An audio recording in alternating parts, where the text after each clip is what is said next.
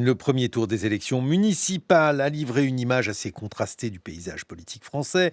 Une abstention forte, un très bon score de la France insoumise dans la plupart des grandes métropoles, un Rassemblement national à moins d'1,5 point de Benoît Payan à Marseille et une journée de tractation dont les premières décisions continuent de tomber avec certaines fusions entre le Parti socialiste et la France insoumise, ce qui fait dire que le PS est pris au piège pour les Échos, mais évidemment, autre son de cloche à la une de l'Humanité. Des accords et des accros dans de nombreuses villes. PS, PCF et les filles ont su dépasser leurs divergences.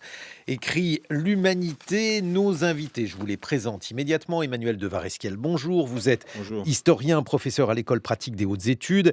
Et on vous doit notamment Il nous fallait des mythes, la Révolution et ses imaginaires de 1789 à nos jours aux éditions Talendier. Vous avez beaucoup écrit sur l'histoire politique de la France et on va prendre du champ avec vous, Julia Cagé. Bonjour, vous êtes Bonjour. professeur d'économie à Sciences Po Paris et bien qu'économiste, vous avez beaucoup réfléchi à la politique. Vous avez notamment publié avec Thomas Piketty une histoire du conflit politique. C'est réédité en Point Histoire. Pour vous, Julia Cagé, quels sont les points saillants qu'il faut retenir de ce premier tour de l'élection municipale?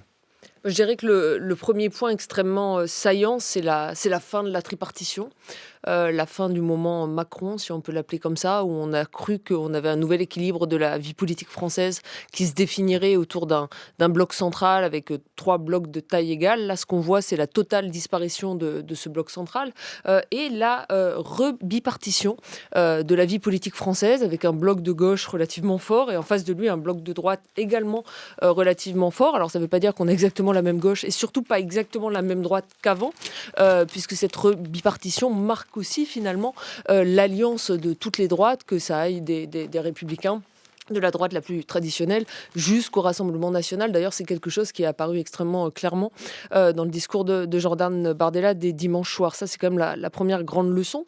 Et je dirais que la deuxième leçon qu'on a vue dimanche soir, malheureusement, c'est le taux d'abstention qui reste extrêmement élevé. Il ne faut pas oublier que le bon point de comparaison de ce point de vue-là, c'est pas 2020, puisque 2020, c'était une élection assez exceptionnelle en termes d'organisation du fait de la crise sanitaire.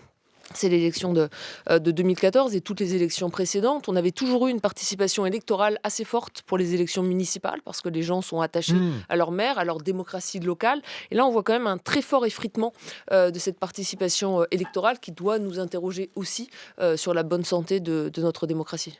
Emmanuel de Varesquiel, même chose, quels sont les enseignements que vous tirez à la faveur de votre savoir d'historien de ce qui s'est déroulé dimanche? Une forme de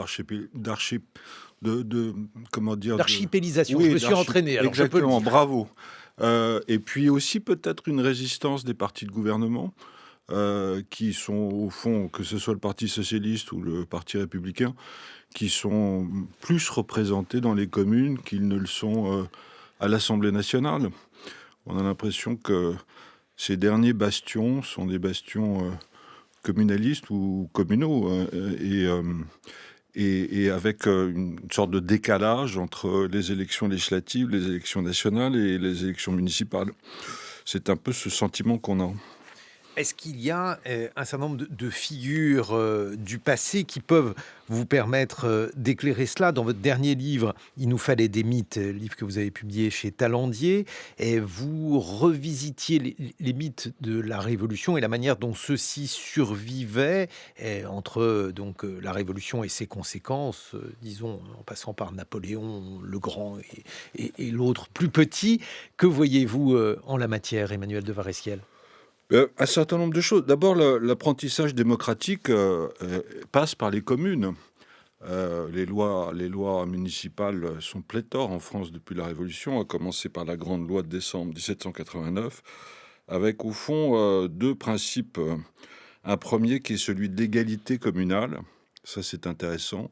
Au fond, on applique aux communes le principe d'égalité citoyenne autour de la notion des droits de l'homme et en même temps le maintien, en transformant les anciennes paroisses en communes, d'un morcellement communal. Enfin, il y a 37 000 communes en 1789, on en a maintenant 35 000, c'est pas beaucoup moins, et probablement pour une raison qui tient au centralisme révolutionnaire, puis jacobin, et qui fait qu'on maîtrise mieux la situation quand elle est éparpillée que si on a affaire à des unités beaucoup plus importantes. Ce qui veut dire que c'est la Révolution qui fige les communes françaises, selon vous, donc à 2000 communes près. Ça n'est pas ce qui précédait cette révolution, Emmanuel de Non, c'est Varistiel? la Révolution et les interventions de la BCIS au cours des discussions sur cette loi municipale de décembre 89, avec en même temps une tradition révolutionnaire du mouvement communal. Enfin, pensez tout de même à la commune insurrectionnelle de Paris en août 1792 et puis en 1793, sans parler qui tout de même prépare et organise la prise des Tuileries le 10 août, sans parler de la commune de Paris de mars 1871.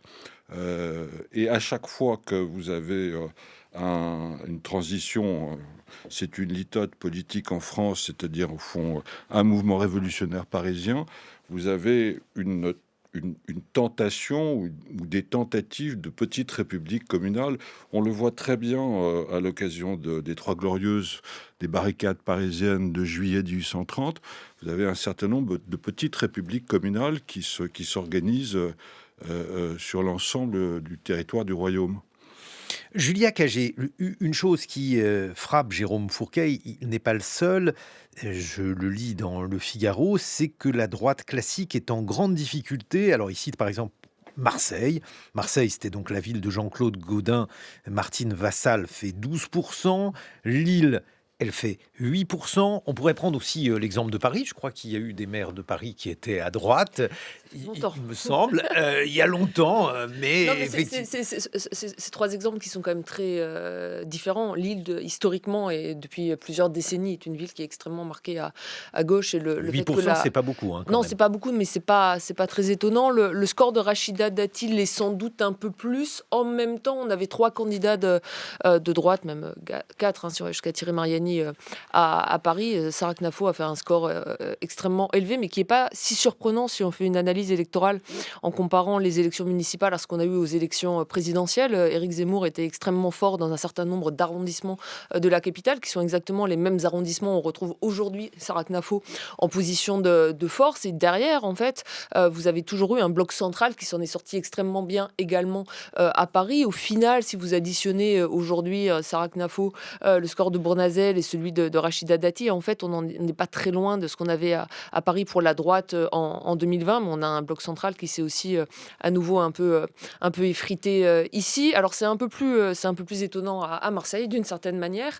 Il y a toujours des facteurs personnels. Il y a quand même eu Bien sûr. un certain nombre de propos problématiques, notamment lors du débat sur BFM TV tenu par Martine Vassal, et je pense qu'elle en a souffert, ce qui est tout à fait légitime. Et ensuite, c'est vrai qu'on a un rassemblement national qui est extrêmement fort à Marseille. En fait, la droite marseillaise s'est recomposée essentiellement autour du Rassemblement national. Là, encore une fois, c'est pas très étonnant si vous regardez les scores, alors pas tant en présidentiel où Jean-Luc Mélenchon est extrêmement fort à Marseille qu'aux législatives, où on voyait déjà à la fois une France insoumise extrêmement forte et en face d'elle des quartiers qui votaient beaucoup pour le Rassemblement national. Ce qui est frappant à Marseille, en fait, c'est cette polarisation de la vie politique. Mais ce qu'il faut quand même souligner dans le cas de Marseille, c'est que c'est le maire sortant, Benoît Payan, qui marque l'union de la gauche hors LFI, qui est arrivé en tête de cette élection, qui n'a pas toujours aujourd'hui favorisé les sortants. Donc voilà, ce sont différents équilibres. Si vous prenez dans l'ensemble, en fait, les Républicains ne s'en sortent pas si mal dans les villes au-delà de 3500 habitants, hein. Ils sont arrivés en tête dans un certain nombre de villes, comme vous le rappeliez tout à l'heure. En fait, les partis de droite et de gauche traditionnels, le Parti socialiste, les Républicains, s'en sortent toujours relativement bien aux élections municipales. Celles de dimanche n'ont pas marqué un démenti, mais non, ce qui est inquiétant, je pense, pour la suite, c'est de voir que ce retour de la bipartition, de la bipolarisation du débat politique aujourd'hui en France entre la droite et la gauche est dominé du côté de la droite par la droite qui est l'extrême droite, qui est la droite du Rassemblement national, Et finalement, c'est la stratégie d'Éric Ciotti, qui était encore président des Républicains il y a 2 ans, il faut quand même le rappeler, qui est en train de l'emporter aujourd'hui dans le débat politique à droite en France. Ce qui est étrange, d'ailleurs, dans le débat politique aujourd'hui, Emmanuel de Varesquiel, c'est que les références, Martine Vassal, dont parlait Julia Cagé, un certain nombre d'autres polémiques tournent autour, je vais aller vite, de la Seconde Guerre mondiale. Or, vous écriviez dans votre dernier livre sur les mythes que la Troisième République s'était inscrite sur la légitimité de la Révolution. Est-ce que vous trouvez, Emmanuel de Varesquiel, que justement les traces de la Révolution, qui seraient normalement structurantes dans la vie politique, s'effacent progressivement en France? Oui, je peux vous répondre sur plusieurs plans.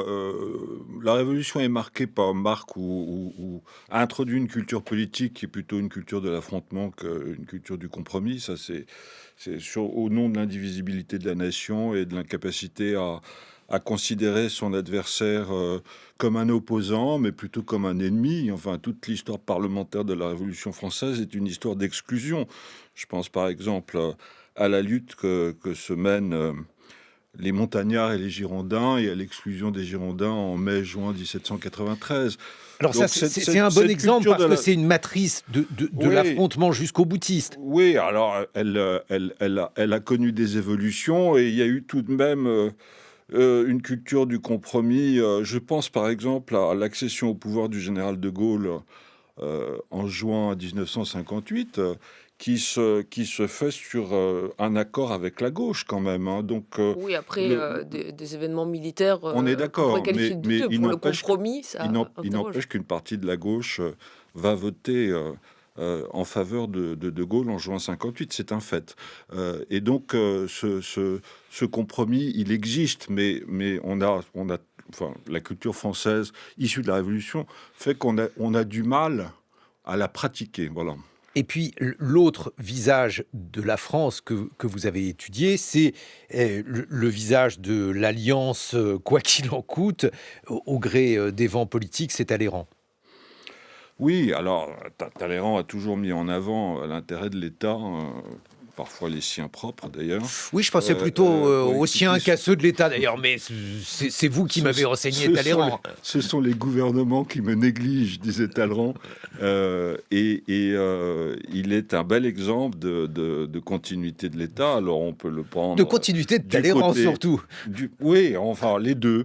On peut le prendre du côté de la trahison ou du côté de la continuité et du maintien du principe de l'État, quels que soient les régimes qu'il incarne, en effet. L'autre question qui se pose donc pour la droite, je continue, c'est l'élection de Nice qui, elle, marque donc une avance d'Éric Ciotti qui, je vais vous laisser le qualifier, mais qui est probablement un modèle de rapprochement entre la droite et l'extrême droite, tandis que Christian Estrosi, qui peut faire figure de centriste dans cette élection, lui est largement derrière. Qu'est-ce que ça signifie pour vous, Julia Cagé?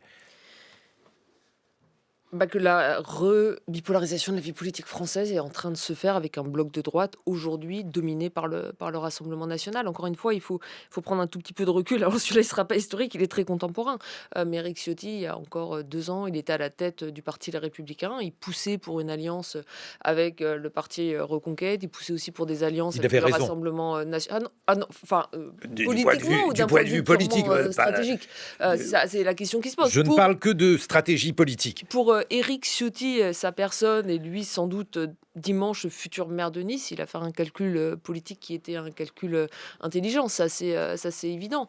Mais voilà, il faut voir ce qui s'est joué au cours des dernières années et tout l'équilibre qui s'est redessiné depuis 2007. On avait beaucoup souligné en 2007 que le macronisme, Emmanuel Macron, s'était construit, sur une partie du Parti socialiste. Emmanuel Macron lui-même avait été ministre de François Hollande. Mais ce qui s'est passé, depuis 2017, pardon. Ce qui s'est passé, en fait, au cours des 2 derniers quinquennats, c'est surtout que la vie politique du bloc central, et les gouvernements successifs et les majorités successives sur lesquelles s'est appuyé, Emmanuel Macron se sont en fait entièrement articulés autour des Républicains. Donc la partie la plus, républicaine des Républicains, si vous voulez, d'une certaine manière, s'est alliée, au bloc central et ça a été un échec politique, on le voit aujourd'hui.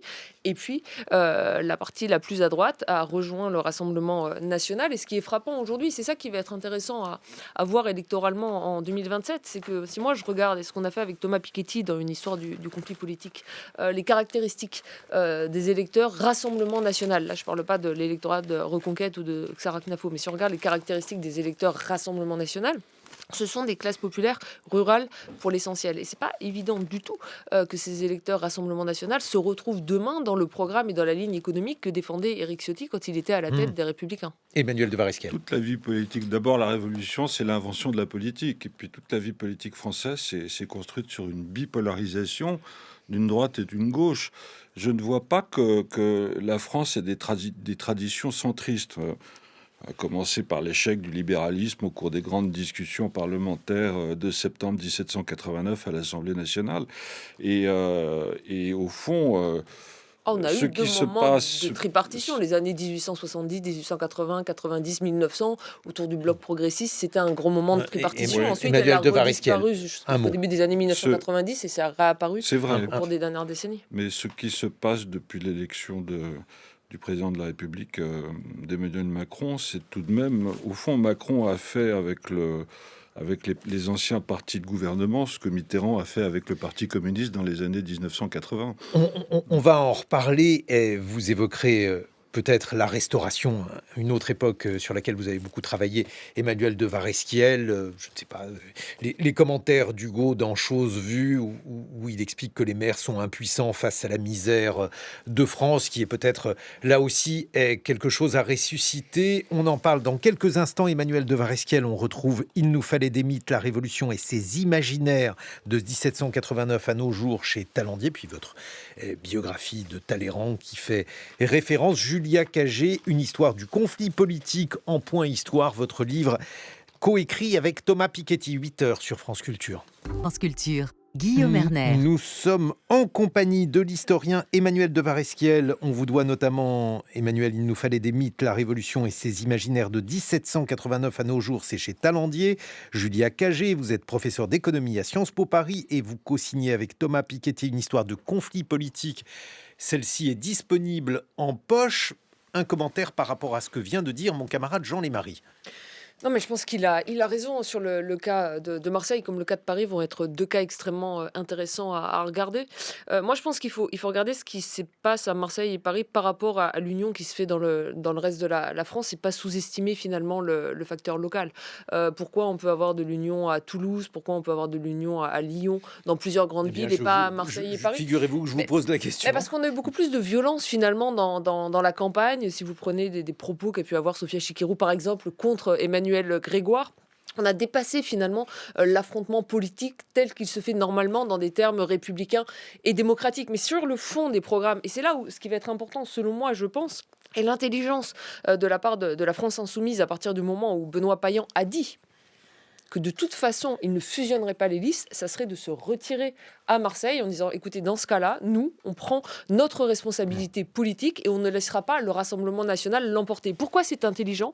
Parce que si vous regardez le programme de Benoît Payan et de la France insoumise à Marseille, et que vous l'opposez à celui de Franck Alizio et du Rassemblement national, il n'y a pas l'écart d'une petite feuille. Il y a rien. Ce sont les mêmes programmes en termes d'école, de cantine, de transport, de services publics. En fait, il y a une logique à avoir cette union de la gauche. Elle ne peut pas se faire, je pense, essentiellement dans ce cas, sur des histoires de personnes. Donc j'espère qu'il y aura cette intelligence, dans ce cas précis, de la part de la France insoumise, de se désister, afin d'éviter quand même que la deuxième ville de France tombe du côté du Rassemblement national, ce qui serait un choc sans précédent dans la vie politique française. Jean Lémarie. C'est le clin d'œil ou le conseil ironique, figurez-vous, que Benoît Payan a donné à Sébastien Delogu hier. Il a dit en passant, si j'étais lui, je me désisterais comme ça, j'adopterais une posture de responsabilité de la gauche face à la possibilité que le Rassemblement national emporte la ville dimanche prochain. Mais alors, parce que Jean Lémarie, je parle à sa place, je suis son porte-parole. Jean Lémarie, dans son billet politique, expliquait aussi qu'il y avait un résultat décevant pour la France insoumise à Marseille. Comment l'expliquez-vous, Julia Cagé?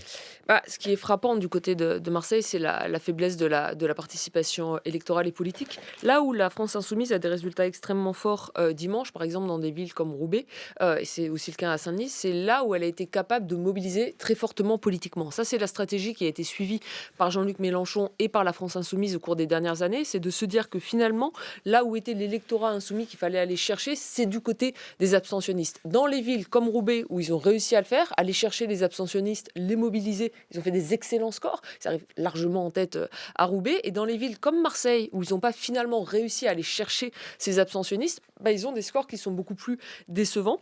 Et de ce point de vue-là, je pense que personne ne peut se satisfaire de ce déficit de participation politique. Dans tous les cas, il faut essayer de mobiliser cet électorat. Juste un mot quand même sur ce déficit de participation. Il faut noter qu'en termes d'abstention, le gradient social n'a jamais été aussi fort. Donc c'est vraiment les plus modestes aujourd'hui qui ne votent pas. Et ça inquiète aussi sur la bonne santé de la démocratie. Et alors, ça rappelle aussi, Emmanuel de Varesquiel, que les municipales en France ont été un apprentissage de la démocratie historiquement. C'est vraiment le lieu principal d'apprentissage de la démocratie en France.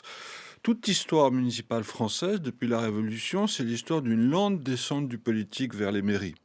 Et si on prend dans le détail les différentes lois municipales, je pense par exemple à celle qui est initiée par Guizot en 1831, après la Révolution de 1830. Le corps électoral municipal, sur une population d'environ 30 millions d'habitants en France, le corps électoral sur un principe de suffrage censitaire, c'est-à-dire que les plus aisés votent. Le corps électoral municipal, c'est 3 millions de personnes. Le corps électoral national, aux élections législatives, aux élections des députés, c'est 300 000 personnes. Donc l'apprentissage démocratique se fait par les communes. Et quand vous regardez la littérature du 19e siècle, la figure du maire est une figure essentielle. Et jusqu'au 20e siècle, je pense à Mon village à l'heure allemande de Jean-Louis Bory, où les deux personnages principaux qui résistent à l'occupation allemande, c'est l'instituteur et le maire. Et toute la littérature du 19e, de Stendhal, de Lucien Levene, en passant par Balzac, et Zola également, met le maire en évidence. Le maire est la figure d'incarnation politique, sans doute, et pendant très longtemps, beaucoup plus importante que le député. Et ça se mesure aussi au taux d'abstention entre les élections municipales et les élections. Il y a une appétence pour les élections municipales. Les taux d'abstention au 19e siècle sur les élections municipales sont minimes. Ouais, Moins de 20%. Et il y a beaucoup moins d'abstention municipale qu'aux législatives en Exactement. France sous la Révolution française. Exactement. C'est extrêmement frappant. Ouais. Mais alors, c'est quand même paradoxal ce que vous racontez, Emmanuel de Varesquiel, parce que si on prend dans la littérature, le maire est généralement dépeint de manière assez caricaturale. Alors, Et chez le maire Stendhal, de oui. Nancy, voilà. Mm. Alors, Oui, c'est le maire juste Dans milieu, Lucien Levene. c'est le ventru dans Lucien Levene, absolument. et c'est quelqu'un qui cumule à peu près tous les défauts que l'on peut prêter aux politiques, magouilleur, comploteur ou complotiste, enfin bref, très mauvaise peinture. Chez Flaubert aussi, il y a chez Hugo où il s'en sort, chez Zola aussi, dans La conquête de Plassans, c'est absolument atroce. Oui, mais dans certains autres romans, je pense à Balzac, en tout cas, la figure du maire est mise en avant. C'est un acteur de la vie politique et de la montée en puissance de la démocratie au 19e siècle. Il est incontournable. Le maire et De même que l'instituteur. le préfet, je pense au sous-préfet Auchan d'Alphonse Daudet, et de même que le député, les trois, et l'instituteur. Voilà les quatre grandes figures de la vie politique française au 19e et au 20e. Je voulais vous entraîner après avec Jean-Louis Bory et Mon village à l'heure allemande. Ouais. Avec deux personnages, le maire et l'instituteur. Mais vous voulez que je réagisse là-dessus? Exactement. Alors, Exactement, puisque dans cette peinture, l'instituteur s'en sort un peu mieux que le maire, mais voilà, c'était parce pour... qu'il a un peu moins peur d'être fusillé par les Allemands. Mais donc c'était pour dire que Comme c'était otage. que c'était. Et il dit à l'instituteur à un moment donné du roman, c'est pas vous qui serez pris en otage en cas de coup dur, c'est le maire, c'est pas l'instituteur. Oui. D'ailleurs, ce qui est intéressant, c'est que souvent, pour le coup, pas forcément dans la littérature, mais dans la vie politique française, c'est la même figure. L'instituteur a souvent été maire. Là, c'est vrai qu'on parle des grandes villes et de tous les maires qui n'ont pas été élus dimanche dernier, qui vont être élus dimanche prochain. La plupart des maires ont déjà été élus sur des listes diverses, avec des maires acteurs de la société civile. Donc, il faut quand même vraiment pas oublier ça. Je voudrais revenir au point sur la participation, parce que c'est intéressant cet écart de participation sous la Révolution française entre les municipales et les législatives. Donc, la participation était beaucoup plus importante pour les municipales. En fait, ça converge à peu près autour de 1848, où les gens se mettent à se mobiliser beaucoup plus pour les législatives. Et ce qui me frappe surtout à cette époque-là, de juillet et tout au long du 19e siècle et même dans la première moitié du 20e siècle, c'est qu'on n'a pas d'écart de participation, notamment pour les municipales. C'est un peu plus marqué pour les législatives, mais on n'a pas d'écart de participation entre les catégories populaires et les catégories les plus favorisées. Donc à la fois les plus riches, les plus modestes vont voter pour l'élection municipale. Et en fait, ce qu'on voit aujourd'hui d'une certaine manière, c'est que ce sentiment des classes populaires de ne plus être suffisamment représenté par le politique, ce désamour entre les catégories populaires et le politique, qui s'explique par plusieurs facteurs que j'ai pu étudier par ailleurs. Par exemple, dans le prix de la démocratie, sur la capture d'une partie de la vie politique par les plus aisés, c'est retombé finalement aujourd'hui aussi sur une défiance par rapport aux maires au niveau de la municipalité, où les catégories populaires aujourd'hui également vont moins voter. Et ça, je pense qu'il y aura un véritable travail de reconquête finalement de l'électorat qui recommencera peut-être finalement ce gain de reparticipation électorale par les municipales. Parce que si on ne va pas voter pour son maire, alors c'est encore plus difficile d'une certaine manière d'aller voter au présidentiel ou aux législatives. Ça, c'est intéressant parce que dans Chose vue, Hugo parle donc de la misère et de la manière dont les maires sont impuissants vis-à-vis de cette misère-là. Oui, toute l'histoire littéraire de la figure du maire, c'est une histoire aussi de la suggestion du pouvoir municipal par le pouvoir national et par le préfet, incarné par le préfet. Et toute l'histoire des différentes lois municipales au 19e et au 20e, c'est l'histoire d'une libération du pouvoir municipal qui a par exemple une stature juridique autonome très tardivement par la grande loi de la Troisième République qui est la loi de 1884. Donc c'est vraiment une histoire longue et lente, si j'ose dire. Et alors, justement, il y a aujourd'hui... Parce que les maires peuvent être révoqués au 19e siècle.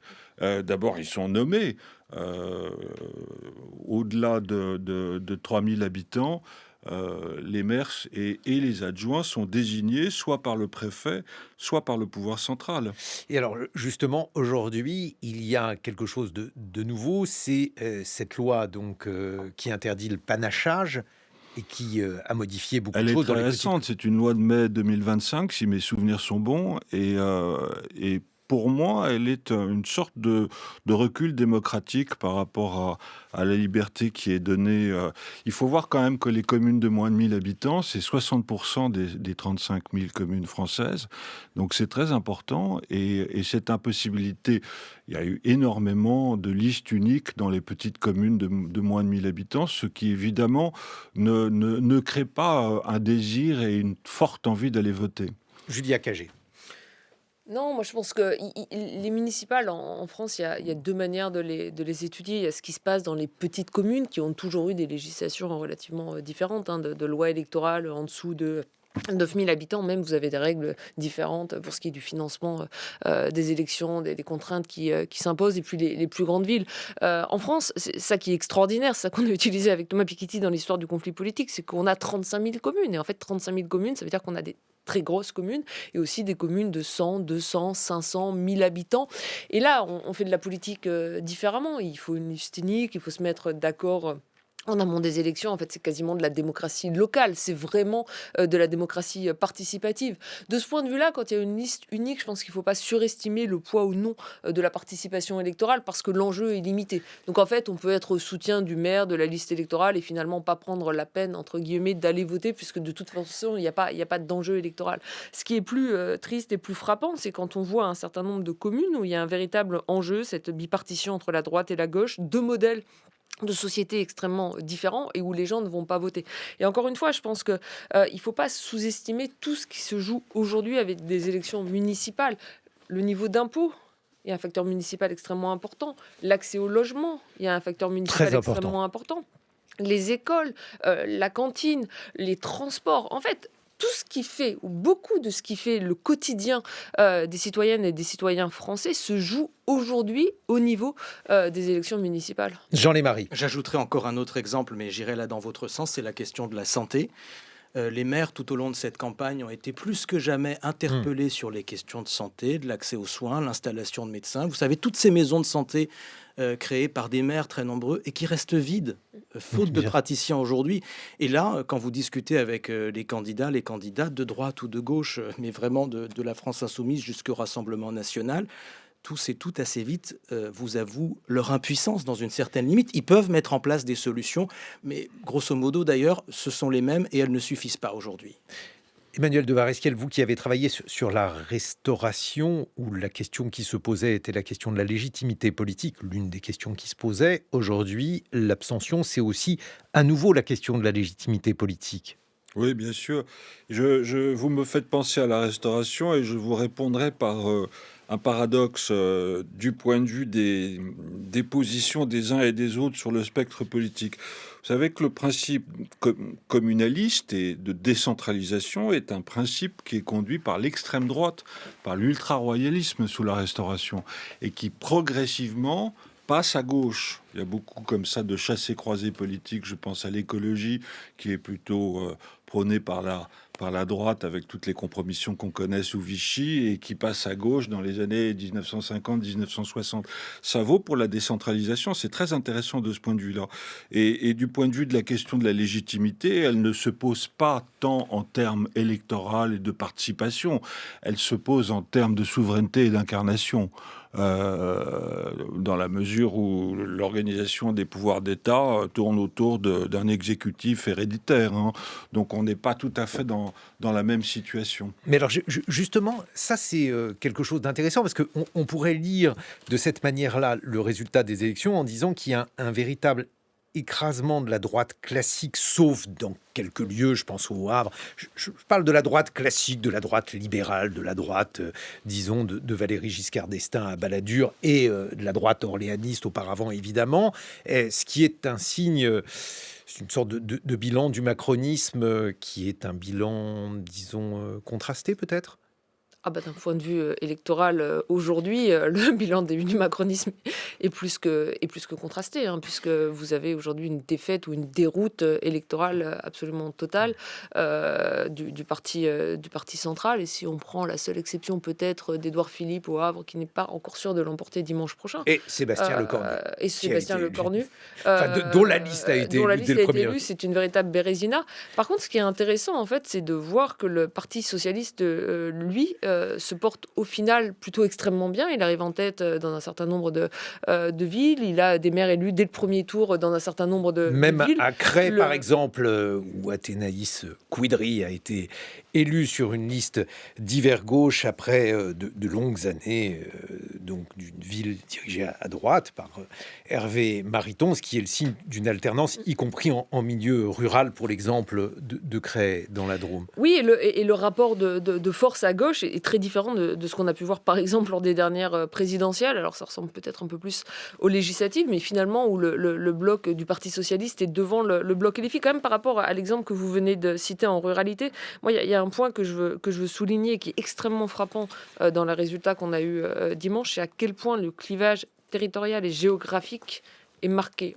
C'est quelque chose qui s'est renforcé très fortement au cours des dernières années et on le voyait aussi très bien lors des dernières élections européennes de 2024. Alors on n'a jamais pris le temps d'analyser ces élections européennes parce qu'on a eu 2 semaines avant d'avoir eu des législatives. Mais on voyait ce clivage territorial se renforcer et là c'est extrêmement frappant. Le gradient des grandes villes pour la gauche et le gradient des petites villes pour la droite. Et regardez la carte de Paris. Alors là, pour le coup, c'est un clivage territorial qui est un clivage en termes de revenus et de richesse, mais c'est quand même extrêmement tranché. Et on voit cette polarisation politique, finalement, qui se reflète aujourd'hui dans une polarisation de la population à l'intérieur du territoire. Emmanuel de Varesquiel. Il ne faut pas sous-estimer aussi, on analyse ces élections municipales en termes nationaux presque, il ne faut pas sous-estimer les personnalités locales. Et on revient à cette mosaïque française. Enfin, tout de même, les scores quasi bananiers d'Isnard à Cannes, de Ménard à Béziers et même à Hénin-Beaumont, qui frisent les 70 ou 80%, ça va à l'encontre de ce qu'on était en train de dire sur l'effondrement du bloc central. C'est tout à fait étonnant. Donc, il faut analyser ces élections en termes... en détail. Et sur le macronisme et sur le personnage d'Emmanuel Macron, parce que là aussi, dans vos mythes, Emmanuel de Varesquiel, il y a des réminiscences. Du point de vue de la politique de l'actuel président de la République, il y a cette espèce qui relève peut-être de l'imaginaire, d'obsession, au fond, d'en finir avec la politique à travers, ce sont les 2 Français sur 3 de Giscard, au fond, à travers une sorte par l'éclatement des partis traditionnels, à travers une sorte de grand parti du centre. Mais apparemment, ça relève plutôt d'un échec politique que d'une réussite. Qu'est-ce qui va se passer maintenant, Julia Cagé, sur les 50 prochaines années?